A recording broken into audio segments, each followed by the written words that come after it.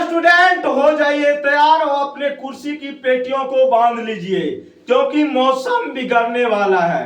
वैसे भी आज मौसम बिगड़ा हुआ है, तो क्यों ना आज हम लोग विषम संख्या का पोल खोले और विषम संख्या को बेहतरीन तरीके से जाने कि क्या क्या विषम संख्या के गुण होते हैं, क्या होते हैं इसके रूल, और क्यों नहीं पढ़ाया गया अभी तक आपको। तो अगर आप जानना चाहते हैं विषम संख्या के बारे में सभी कॉन्सेप्ट, तो आज का ये वीडियो जरूर देखिए। और आप ये भी अच्छी तरीके से जानते हैं कि आप सिर्फ विषम संख्या का परिभाषा जानते हैं और कुछ नहीं जानते हैं। ऐसा क्यों भैया? क्योंकि उतना ही थोड़ा पढ़ाया गया है और रीजन भी इसके पीछे का आप बेहतरीन तरीके से जानते हैं। जाहिर सी बात है भाई, हम जानते हैं, हम बताएंगे, जो नहीं जानेगा कहां से बताएगा। तो हो जाइए तैयार और पोल खोलते हैं हम विषम संख्या का। सबसे पहले हम यहाँ पे चर्चा करेंगे आखिर ये विषम संख्या होती क्या है, क्यों है इसको लोगों से नफरत। सबसे पहले हम ये जानते हैं, ठीक है। अब देखो भैया, ये जो विषम संख्या है ना, इसका सीधा बेसिक सा डिफिनेशन आप सभी ने पढ़ा होगा कि वैसी संख्या जो 2 से नहीं कटती है पूर्ण रूप से, ठीक है। जैसे फॉर एग्जांपल हम आपके सामने देते हैं, जैसे हम लिखते हैं 7/2, क्या यह संख्या 2 से पूर्ण रूप से कट रही है? तो आप कहेंगे सर बिल्कुल भी नहीं कट रही है, तो ये हमारा विषम संख्या होगा। अगर कोई संख्या 2 से पूर्ण रूप से कट रही है, 2 से पूर्ण रूप से कट रही है, तो वो हमारा विषम संख्या नहीं होगा। तो कहने का सेंस ये हुआ 7 हमारा विषम संख्या है। अब हम बेसिक से समझते हैं, जैसे हम लेते हैं 1, उसके बाद लेते हैं 3, उसके बाद लेते हैं 5, इसके बाद 7, उसके बाद हम 9 लेते हैं, उसके बाद 11, सो कहां तक? इनफिनाइट तक, ठीक है। और आप कहेंगे सर ये सभी जो है विषम संख्या है। बिल्कुल है, क्योंकि ये जो नंबर आपको दिख रहा है ना, ये कभी भी 2 से पूर्ण रूप से नहीं कटेगा, इसीलिए ये विषम संख्या है। आइए अगले पॉइंट के बारे में इसमें हम लोग समझते हैं। अगर आप किसी भी क्लास में पढ़ रहे हैं तो ये कॉन्सेप्ट आपके लिए जरूरी है बेहतरीन तरीके से। तो यहाँ पे स्टूडेंट हमने कहा वैसा नंबर जो 2 से पूर्ण रूप से नहीं कटेगा, ठीक है। आप कहेंगे सर बिल्कुल। अब यहाँ पे स्टूडेंट सबसे पहली जो बात यहाँ पे बन के या निकल के आती है, यहाँ पे ये आती है सर इसको हम पहचानेंगे कैसे? आपने तो डिफिनेशन बोल दिया, हम कहेंगे बउआ बिल्कुल बोल दिया, कोई दिक्कत नहीं है। तो हम यहाँ पे लिखेंगे identification, identification rule of odd number, ठीक है।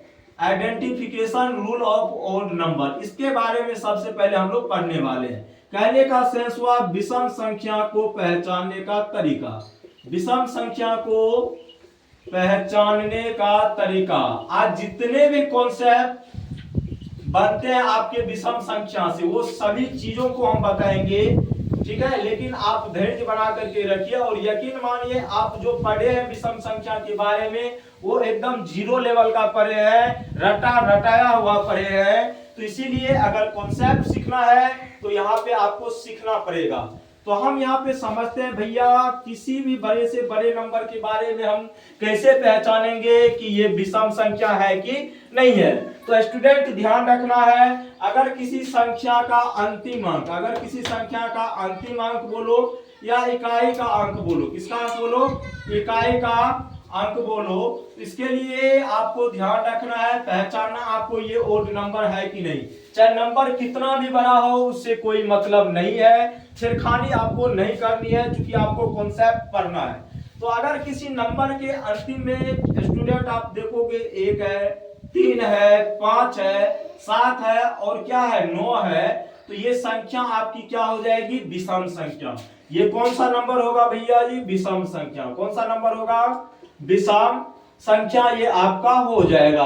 यहां तक आप नोटिस करेंगे, ठीक है। विषम संख्या के बारे में आप सिर्फ यही जानते थे कि केवल 2 से नहीं कटेगा, लेकिन उसके अलावा भी बहुत सारा कॉन्सेप्ट होता है और वो कॉन्सेप्ट आपको कभी पढ़ाया नहीं गया है। आज हम आपको सिखाते हैं कि कितना रूल इसके अंदर बन सकता है और कौन कौन से कॉन्सेप्ट आप नहीं जानते हैं। तो सबसे पहले अगर आपसे कोई ये पूछे भैया जी जरा ये बताओ विषम संख्या क्या होती है, तो डायरेक्टली आप लोग जो जानते हैं परिभाषा वो बताएंगे जिस संख्या में 2 से भाग नहीं लगती है। लेकिन अगर आप स्टैंडर्ड क्वालिटी के स्टूडेंट हैं और हायर क्लास में पढ़ रहे हैं तो आप जवाब ये देना, अगर किसी भी बड़े से बड़े नंबर या छोटे से छोटे नंबर का लास्ट अंक 1 रहे, 3 रहे, 5 रहे, 7 रहे या 9 रहे, तो वो संख्या हमारा क्या होगा, ओड नंबर होगा।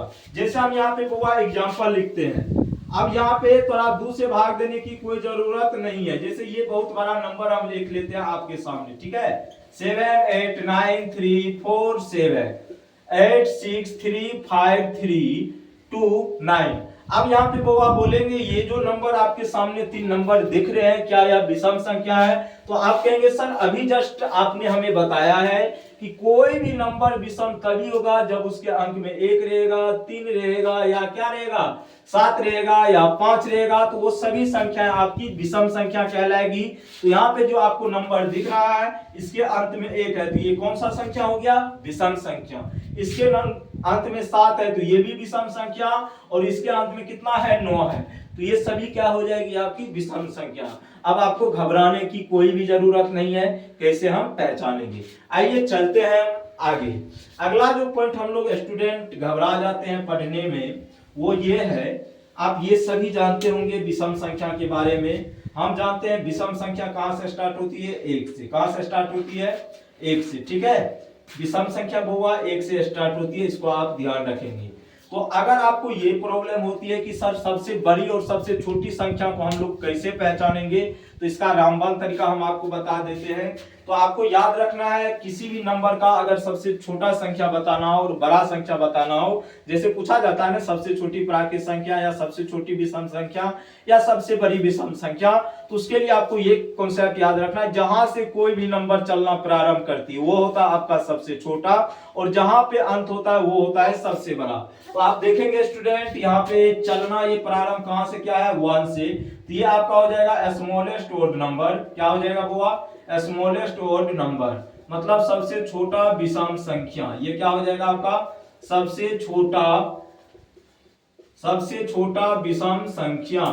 तो नंबर और नंबर कहां से चलना प्रारंभ करती है, 1 से, तो सबसे छोटा विषम संख्या 1 कहां पे अंत होती है, इनफिनाइट पे, तो ये हो जाएगा आपका लार्जेस्ट ओड नंबर। क्या हो जाएगा, लार्जेस्ट ओड नंबर, ठीक है, सबसे बड़ा विषम संख्या, सबसे बड़ा विषम संख्या।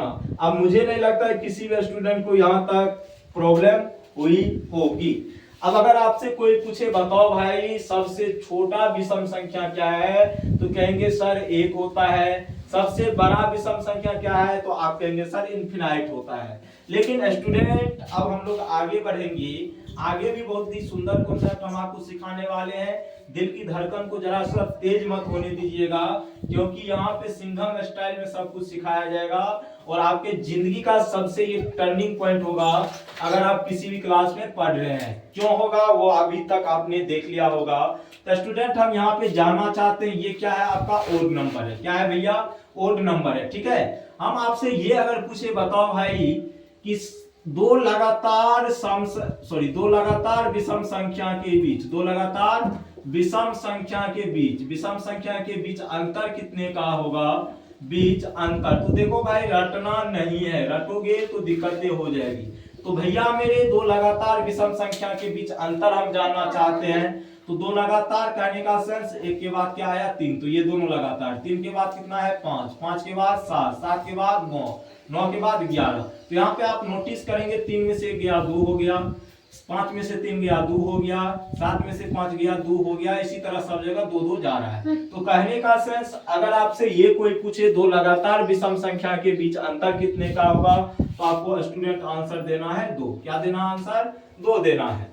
अब अगला पॉइंट आपसे ये भी पूछेगा कि दो लगातार विषम संख्या के बीच, दो लगातार विषम संख्या के बीच का एचसीएफ क्या होगा। तो स्टूडेंट याद रखिएगा यहाँ पे देखो दो लगातार विषम संख्या कोई भी ले लो, जैसे 3 लेंगे तो 3 के जस्ट बगल वाला कौन सा है 5, तो ये दोनों लगातार हो गया। 5 का लगातार कौन होगा 7 होगा, तो कोई भी आप उठा लो 5 और हम 7 ही उठा लेते हैं। तो अगर इसका एचसीएफ आप निकालोगे तो कितना हो जाएगा 1। कहने का सेंस अगर किसी भी दो लगातार विषम संख्या की एचसीएफ की बात करें तो कितना होगा 1 होगा, लेकिन अंतर कितना होगा 2 होगा। कितना होगा 2। अगर हम आपसे ये क्वेश्चन से स्टूडेंट पूछे बताओ ए और बी दो लगातार विषम संख्या है, दो लगातार क्या है विषम संख्या है, दो लगातार विषम संख्या है, तो हम पहला क्वेश्चन पूछेंगे, इनके बीच का अंतर बताओ कितना होगा, तो आप कहेंगे सर 2 होगा। क्या होगा? 2। अगर दूसरा क्वेश्चन आपसे पूछेंगे बताओ इन दोनों संख्या के बीच का एचसीएफ क्या होगा, तो आप कहेंगे सर 1 होगा। क्यों? क्योंकि वो दोनों लगातार विषम संख्याएं हैं। ठीक है, एक जगह आप कोई भी वैल्यू ले लो, जैसे हम 5 ले लेते हैं, इसके जगह ले लेते हैं 7, चूंकि लगातार लेना पड़ेगा, तो 7 और 5 के बीच का डिफरेंस कितना होगा? 2। एचसीएफ कितना हो गया? तो 5 और 7 का 1 होता है। तो यहाँ पे आपने 3 कॉन्सेप्ट सीखा। सबसे पहला कॉन्सेप्ट आपने ये सीखा, सबसे छोटा बड़ा क्या होगा, दो लगातार विषम संख्या के बीच अंतर 2 क्यों होता है, ये आपने सीखा। उसके बाद दो लगातार विषम संख्या के बीच एचसीएफ 1 क्यों होता है, ये आपने सीखा। अगला पॉइंट आप सीखेंगे, अगर किसी भी दो लगातार विषम संख्या का एलसीएम निकाला जाए, क्या निकाला जाए होगा? एलसीएम। किसकी? हम लगातार की बात कर रहे हैं स्टूडेंट। तो दो लगातार ले लो, 1 और 3, तो 1 और 3 का एलसीएम निकालोगे कितना होगा? 3। उसी तरह 5 और 7 का आप एलसीएम निकालोगे तो कितना होगा? 35। कितना होगा? 35। उसी तरह 7 और 9 का आप निकालोगे तो कितना होगा? 63। कितना होगा? 63। उसी तरह 9 और 11 का 99। कहने का सेंस क्या हुआ स्टूडेंट, यहाँ पे जो आप एलसीएम निकालोगे, अगर किसी भी दो लगातार संख्या का, जैसे मान लो ए और बी दो विषम संख्या है, और इसका आपने एलसीएम निकाला, तो इसका गुणनफल ही इसका क्या होगा? एलसीएम होगा। क्या होगा? एलसीएम होगा। क्या होगा? एलसीएम। और यहाँ पे एक चीज स्टूडेंट आप ये भी याद रखना, क्या पूछेगा क्वेश्चन ये, अगर किसी भी दो लगातार विषम संख्या को गुणा किया जाए तो उसका गुणनफल क्या होगा? उसका गुणनफल क्या होगा? तो स्टूडेंट इस कंडीशन में भी आपको ये याद रखना है कि किसी भी दो लगातार अगर विषम संख्या को हम गुणा करेंगे, जैसे 3 ले लो, 1 और 3, 3 हो गया, 3 और 5 15, 5 और 7 35, 7 और 9 63, तो रिजल्ट हमेशा कौन सा संख्या प्राप्त होगा? विषम संख्या ही प्राप्त होगा। या आपसे ऑप्शन में ये भी दे देगा प्राकृत संख्या भी, तो आपको विषम और प्राकृत दोनों तब टिक करना पड़ेगा, क्योंकि प्रत्येक विषम संख्या क्या होती है? एक प्राकृत संख्या होती है। क्या होती है स्टूडेंट? प्रत्येक विषम संख्या एक प्राकृत संख्या होती है। ये भी आप याद रखेंगे, प्रत्येक विषम संख्या एक प्राकृत संख्या होती है। प्रत्येक विषम संख्या एक प्राकृत संख्या होती है। प्राकृत संख्या होती है, इसको भी आप याद रखेंगे। और उम्मीद करते हैं स्टूडेंट आज की क्लास आपको बेहतरीन तरीके से पसंद आया होगा, और आप जितने भी आपको कष्ट हुए होंगे ओड नंबर में अभी तक, सभी कष्टें आपकी दूर हो गई होगी। क्योंकि कष्ट वही होता है जहां पढ़ाई नहीं होता है, तो यहाँ पे तो कष्ट होने की कोई जरूरत है नहीं, क्योंकि आपको खोल खोल करके बताया गया है। और अगर और मन करे पेट चिराने का तो आप आ सकते हैं, कोई दिक्कत नहीं है। तो बाय बाय, टेक केयर, जय हिंद, जय भारत।